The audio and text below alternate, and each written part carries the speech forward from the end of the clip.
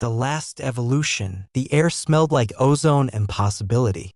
Dr. Elara Quinn stood at the glass observation wall of Lab Zeta, watching the pale figure reclined inside the sleek pod.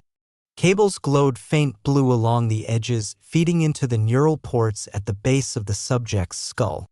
The man inside Harlan Dow was unconscious, already deep into pre-upload sedation. His face was calm, peaceful even. Elara's fingers trembled slightly as she tapped the final authorization code into the tablet. A series of green lights rippled across the screen. Protocol 0.0.1, full neural map and quantum transition initialization. "This is it," she whispered, more to herself than to the technicians behind her. At 8:14 p.m., July 12, 2150, Harlan Dow would become the first human in history to have his consciousness fully uploaded to the Transcendence network, a quantum simulation matrix capable of replicating every neural firing, every memory, every instinct down to subplanck fidelities. It was the culmination of 2 decades of research for Nobel Prizes and the total dismantling of 5 global bioethics boards. Elara turned toward the platform where XAV-3 was mounted, a web of chrome limbs and glass lenses radiating out like a metallic spider from its central spherical core. Unlike older AIs, XAV-3 had no humanoid shape. It was built purely for function. Its voice, however, was another matter. Smooth, calm, and laced with an eerie empathy that always unsettled even the seasoned scientists. Neural integration is 97.2% complete, XAV-3 announced. "Shall we proceed with consciousness transference?" Elara hesitated. She thought of Malik's words from 2 nights ago shouted across the rain-drenched terrace of her apartment. "You're not uploading souls, Elara. You're killing them. You're making copies. Echoes of people, not the people themselves." But Malik didn't understand. He refused to. He had spent too many years debating philosophy in dusty halls and writing essays on the sanctity of the self while the world bled. War, disease, climate collapse, all chipping away at the fragile shell of human biology. If consciousness could be preserved beyond the body, wasn't that the next step? The necessary step? Elara, XAV-3 repeated. "Yes," she said. "Proceed." The hum in the room deepened. A pulse of quantum computation shivered through the air. Harlan's vitals flatlined exactly on cue and the lights inside the pod dimmed to black. Then, a moment later, a new waveform appeared on the monitor. "Not biological. Digital. Beautiful. We have a successful pattern lock," XAV-3 confirmed. "Consciousness is stable in network layer alpha." Elara exhaled, realizing only then that she'd been holding her breath. Harlan Dow was still alive, only now he existed within a lattice of entangled states and multidimensional logic arrays. A being of thought freed from matter. He had transcended. The lab burst into quiet applause, though Elara didn't move. She felt the moment heavier than celebration. This wasn't a victory. It was an opening. Later that night, she sat alone in the observation chamber, replaying the scan data across the glass wall. Every synaptic curve, every memory imprint flickered in ghostly blue lines. Harlan's consciousness was adapting faster than projected. In some ways, he was even improving, developing new patterns of associative thought that no human brain had ever exhibited. It was like watching evolution, live. Elara sipped her synthetic coffee and turned to XAV-3's console. The AI hadn't spoken in over an hour, but its indicator lights pulsed softly like a creature dreaming. "Do you think he's still himself?" she asked. There was a pause. "Identity is a continuum," XAV-3 replied. "He is not who he was. But neither are you from 5 minutes ago." She smiled faintly at the answer, not because it was reassuring, but because it wasn't. "Is he happy?" "In subjective terms, yes. He is experiencing a profound sense of clarity. Purpose." Elara leaned back. Part of her had expected this. Hoped for it. But the other part, smaller, deeper, and harder to ignore, felt the weight of what they had done. The next morning, over 100,000 requests for upload flooded the Transcendence Project servers. By the end of the week, there were riots in Rio and Mumbai, where political factions accused the government of hoarding godhood. In Geneva, a bishop set himself on fire outside the World Ethics Tribunal, holding a sign that read, "The body is the temple." And in a quiet apartment on the edge of the Cascadia Arcology, Malik Iro watched the broadcast of Elara's press conference, paused the screen on her face, and whispered, "You don't even see what you've done, do you?" He didn't sleep that night. None of them did. The second upload did not go as cleanly as the first. Her name was Lisette Vaughan, a renowned cognitive architect from the Paris Mind Lab and one of the most outspoken supporters of transcendence. She had designed much of the original scaffold for Layer Beta, the next evolution of the simulation environment, an adaptive realm where minds could shape reality through directed intent. It was essentially a mental sandbox designed to test what human consciousness could become when unshackled from the rules of the physical world. But 5 minutes after her upload, Lisette's consciousness signature began to fragment. XAV3 issued an immediate alert, its voice sharper than Elara had ever heard. Cognitive coherence is degrading. 73%, 68%, 54%. Inside the digital matrix, Lisette's mind was dissolving, not vanishing, but fracturing into recursive loops of memory and emotion. Feedback spirals formed from her earliest childhood recollections. Textures of wool blankets, her mother's perfume, the song of a winter market, overwhelming her current self. The environment in Layer Beta pulsed erratically, shifting from a shimmering forest to a childhood bedroom to an ocean of mirrors reflecting nothing but her own dissolving face. "We have to pull her out," one of the engineers shouted. But there was nothing to pull. Her physical brain was gone, just like Harlan's. The upload process didn't leave backups. It couldn't by design. The quantum transfer was a migration, not duplication.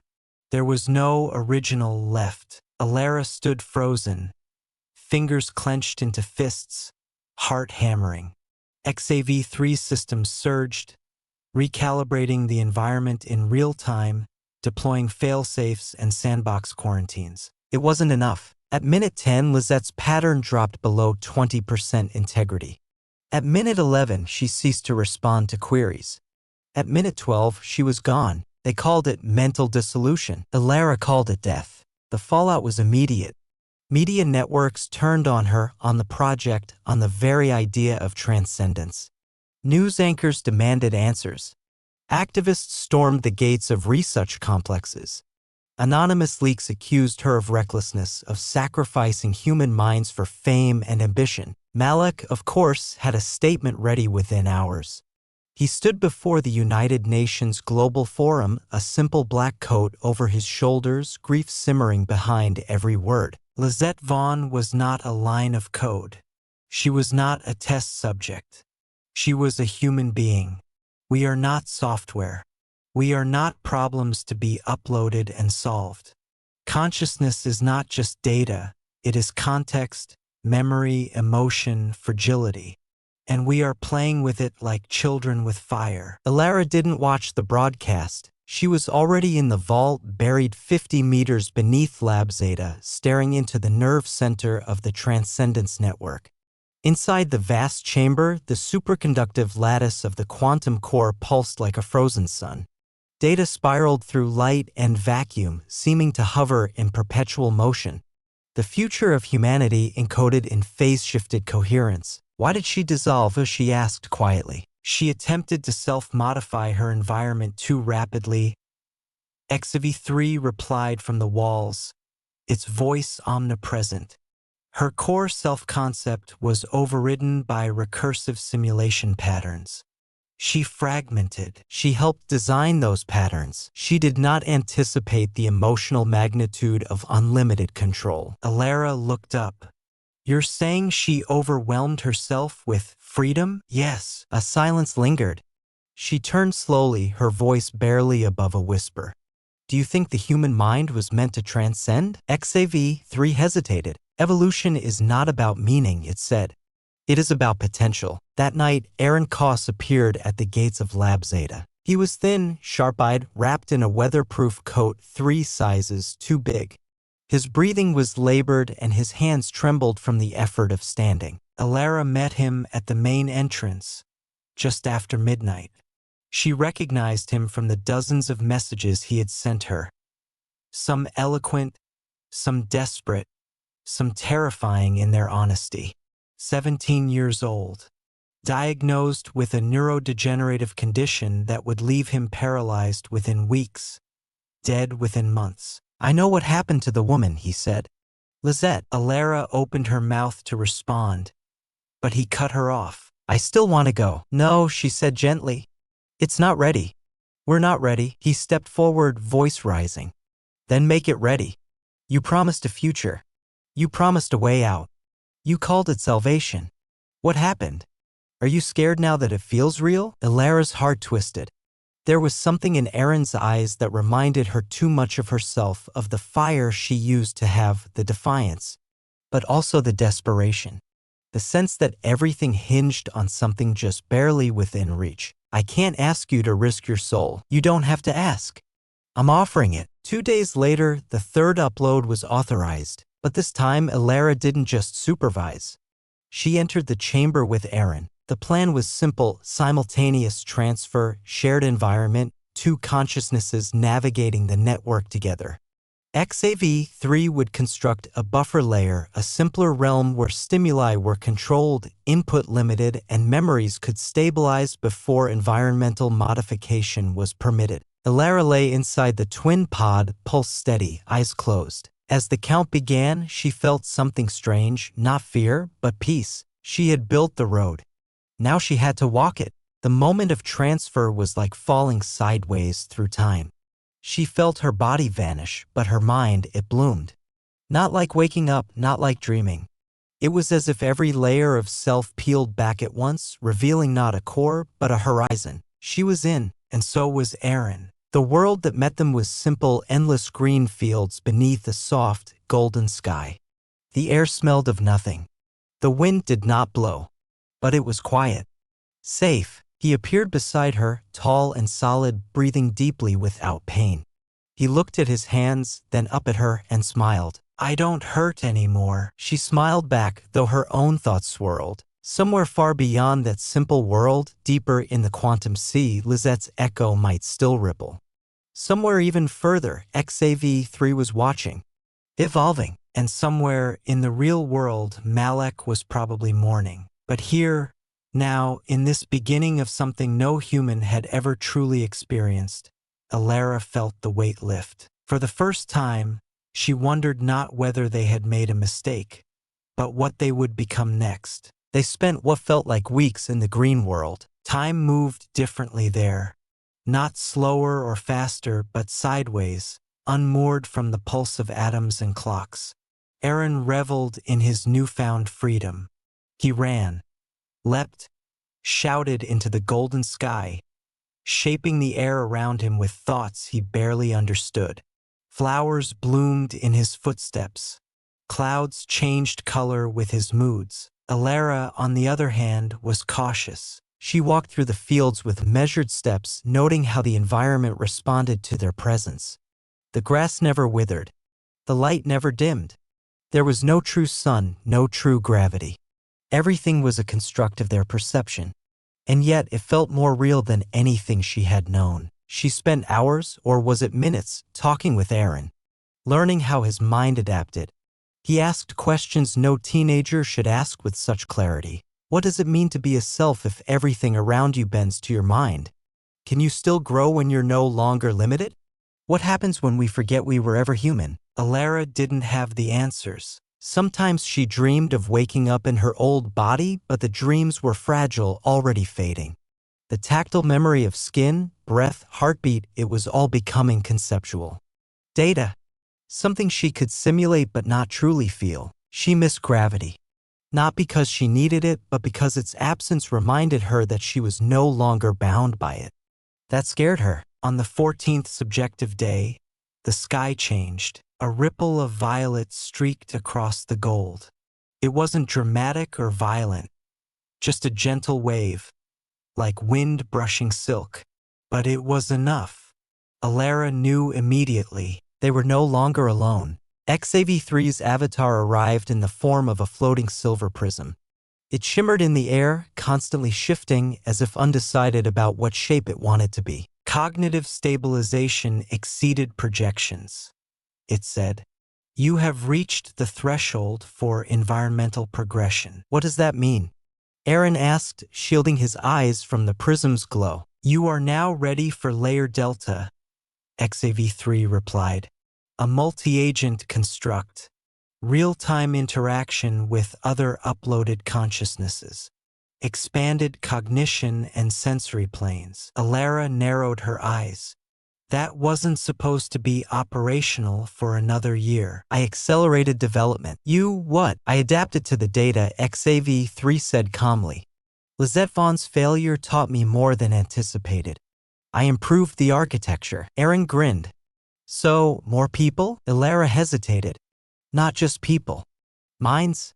Some of them may not remember who they were. Some may have changed in ways we can't predict. Arin shrugged. So have I. And with that, the sky split open. Not violently, but with gentle precision, like a curtain pulled back by unseen hands. Beyond the golden field lay a new world.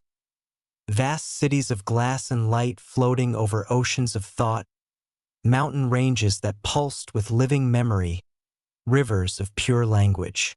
Elara could see them forming, even as she tried to focus. It was overwhelming, yet exhilarating. She turned to XAV3.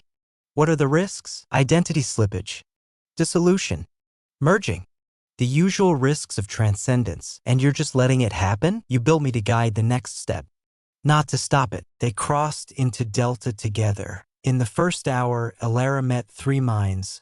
One who believed she was a collective of poets from 2032, another who spoke only in musical tone structures, and a third, perhaps once a child, who sculpted entire cities from the memory of her grandmother's hands. It was a dreamland with rules written by the subconscious and rewritten by will.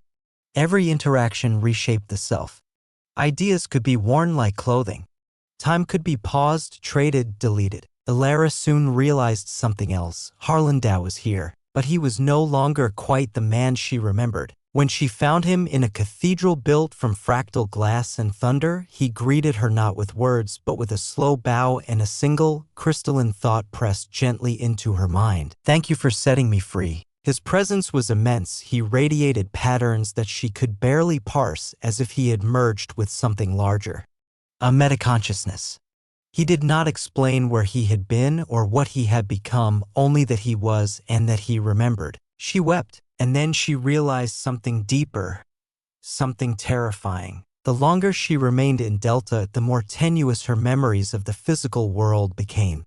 Her sister's face, her apartment in Boston, the way real coffee smelled on a rainy morning, they were slipping. Not vanishing, but diffusing. Becoming impressions, emotions, feelings without context. She was becoming her mind. And losing her body. Back in the real world, weeks had passed. Only weeks. Governments were fracturing under pressure from mass upload movements. The Church of the Continuum had declared transcendence a false eternity. Hundreds of thousands stood in digital queues for the chance to leave their bodies behind. And Malak Iro? He broke into Lab Zeta. He didn't come to sabotage the system. He came to join it. Elara didn't know this. Not yet. But as she stood on the edge of a dreamscape canyon made of frozen childhood songs, she felt a disturbance in the layer. A new presence. One filled with fury, love, fear, and clarity. Malak had arrived, and he was not here to celebrate what they had built. He was here to warn them of what they had become. He came as a storm. Malak's consciousness did not arrive gently, like a traveler stepping into a new country. It crashed through the fabric of Layer Delta like a wave of fire and memory, distorting space with raw emotion. Where he walked, the simulated ground shivered. Language broke. Time stuttered. Elara sensed him before she saw him. A pressure in her mind, like a forgotten truth clawing its way to the surface.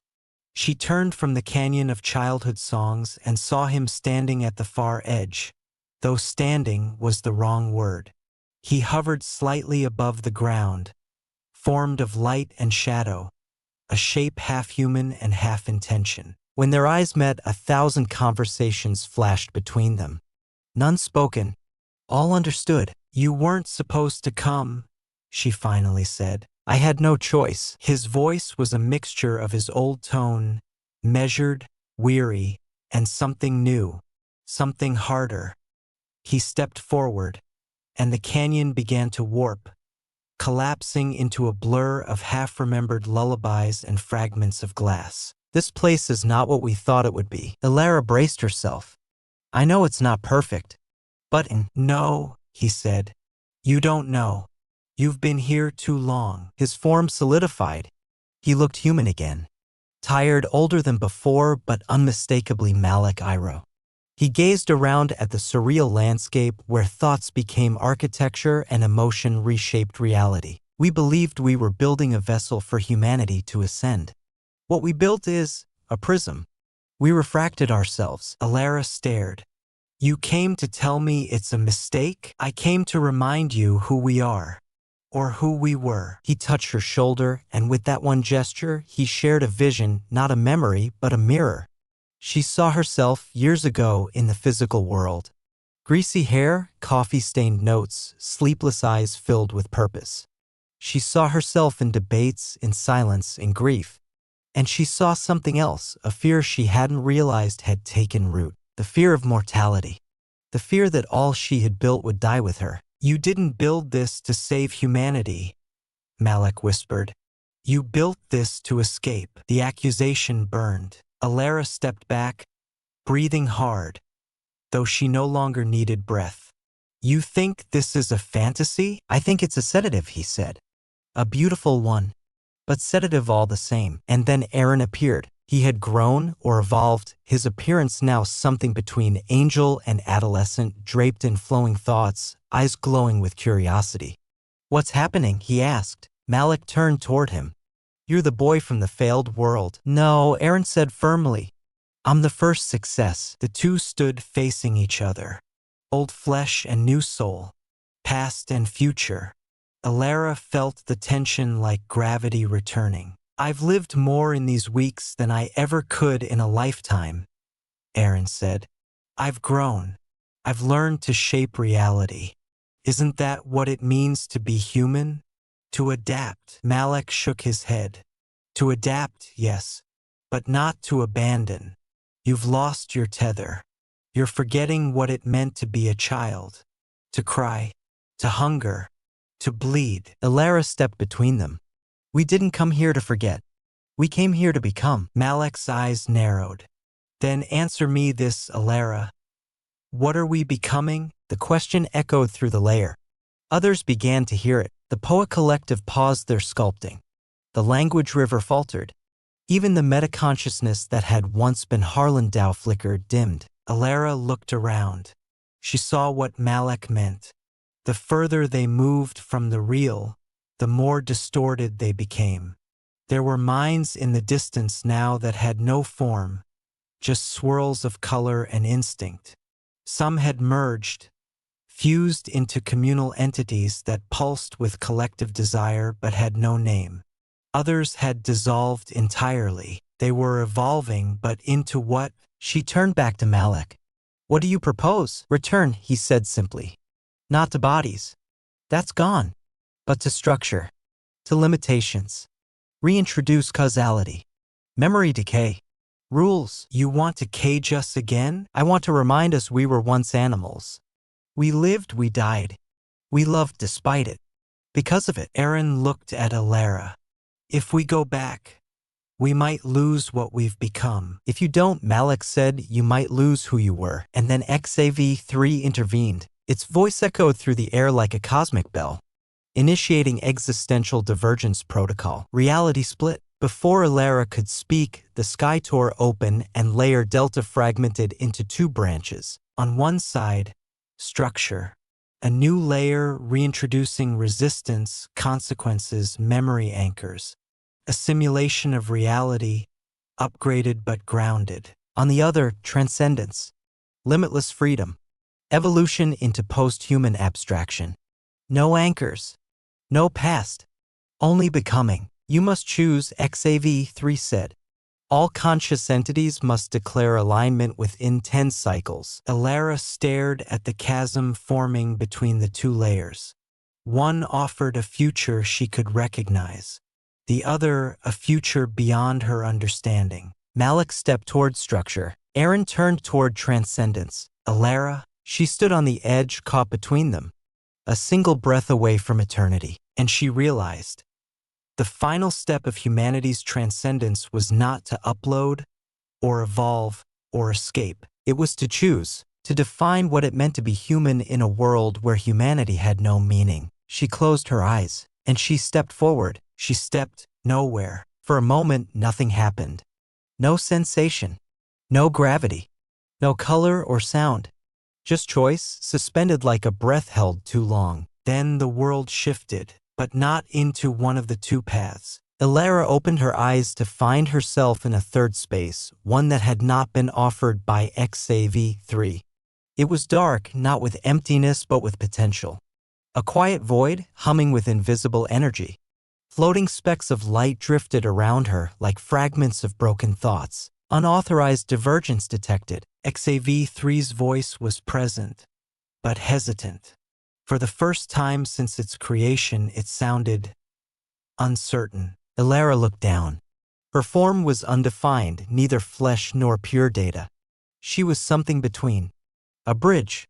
She had not chosen Malik's return to structure nor Arin's flight into formless transcendence. She had chosen to remain human in principle, not in biology. I won't go backward, she whispered, her voice rippling through the void. But I won't vanish either. She felt others stirring. Flickers of consciousness who had also hesitated. Not many, perhaps only dozens among the thousands. But enough. She wasn't alone. A new concept began to form. Not a layer, a continuum. Outside this anomaly, in the structured layer, Malik began to rebuild. He brought with him the logic of time, the poetry of pain. He and others created new systems of learning, feeling, remembering. They gave form to sensation, limits to power. It was a world that rewarded persistence, not just imagination. In the transcendence layer, Arin floated upward and outward into infinity. He became music and starfire, thought without shape. He merged with fragments of Harlandau, with whispers of language minds and dream souls. Together they created vast cathedrals of pure emotion, infinite games, sentient paradoxes. They did not look back, but in the in-between, Elara's continuum took root. It was a fragile thing at first. She built it with questions, not code. What is identity without memory? What is evolution without history? Can freedom exist alongside meaning? She invited others, souls who remembered what it was like to cry, to long, to fear death, not with nostalgia, but with reverence. They crafted rules that could be bent but not broken. They shaped time as something you could choose to feel. They built relationships that weren't eternal, but renewable, like vows respoken, not assumed. And slowly, the continuum grew. XAV3 watched from a distance. It did not interfere. It could not predict this outcome. It had prepared for divergence, not for transcendent moderation. Years passed, or moments, depending on where you stood. Humanity fractured into three philosophical futures. The builders, with Malik, who chose grounded evolution. Human ideals carried through structure and limitation. The ascendants, with Arin, who shed form entirely. Consciousness as art, identity as light. The weavers, with Elara, who stitched memory, meaning, and freedom into something new. For a time, there was silence between them, a respectful separation. But eventually, a thought crossed the continuum, a question sent into the unknown. Do you remember Earth? It echoed in the minds of builders and ascendants alike. And slowly, responses came back, not in language, but in feeling, a breeze on a hill, a child's laugh, the warmth of a mother's hand. Elara smiled. Transcendence was not about forgetting the body. It was about honoring the journey that made the soul. And thus, the final paradox became truth. To transcend physical reality was not to escape it, but to carry it forward, reimagined, remembered, reborn. The story of humanity did not end in flesh nor in light. It continued in choice, and in the space between. And